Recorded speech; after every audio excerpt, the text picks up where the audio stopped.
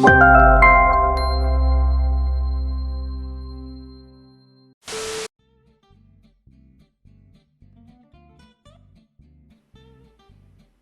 you for helping me. The assignment that was given to me was to improve the readability of this code, but I don't actually know how should I do this. So in this, when I searched online, there is promises, and there is some problem in this 10 structure. So we have to improve this. So can you please help me in that? Yeah, thank you. Yeah. Yeah. So what should I do now? Yeah, okay, sure. Yes, yes. Okay, so we have to convert this function. Yes, yes. So add async before the name before declaring the function. No, not there, not there. Before the brackets. No. Before the round brackets, parentheses.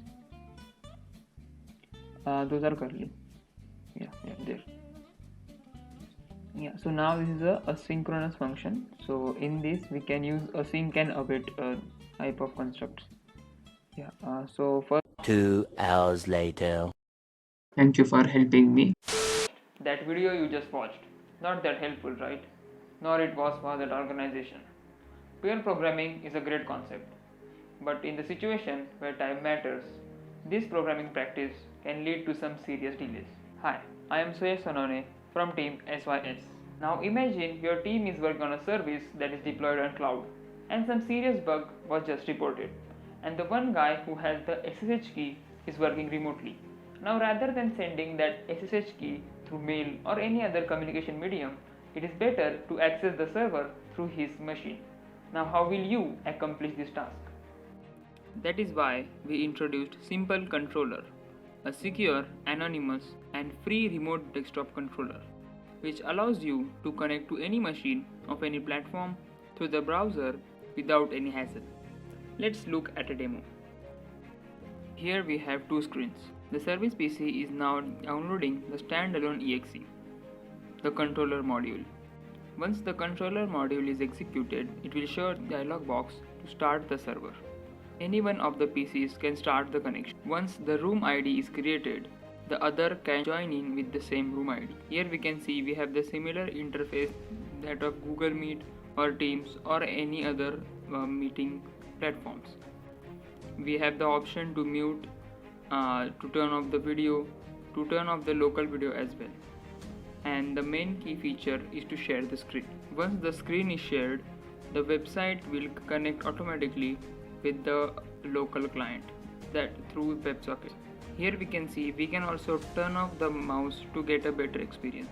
Once it is connected, the controller PC can easily control the other service PC through the website or the browser.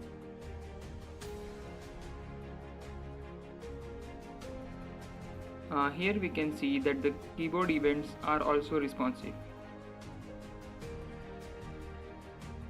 We can add symbols, curly brackets and also key combinations pretty easily.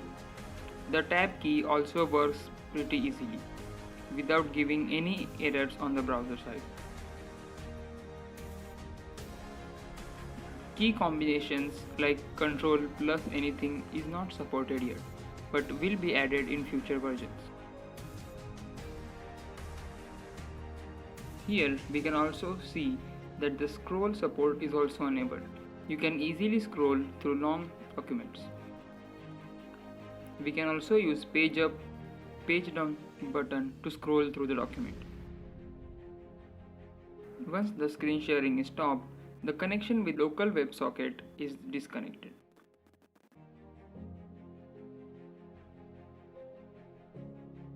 Hi, so now let's continue with the technical part. Here I have the architecture diagram of the application. We have two PCs, one is the controller PC and the other is the service PC. The controller PC is the one that can control the service PC through the browser, and the service PC has to download the executable, the standalone executable, which is responsible for controlling all the actions of the service PC. Now the connection between the two PCs or the two clients is connected through WebRTC channel, And for WebRTC, we also need a signaling server, so we have a signaling server in place for that. Then we have a controller module service.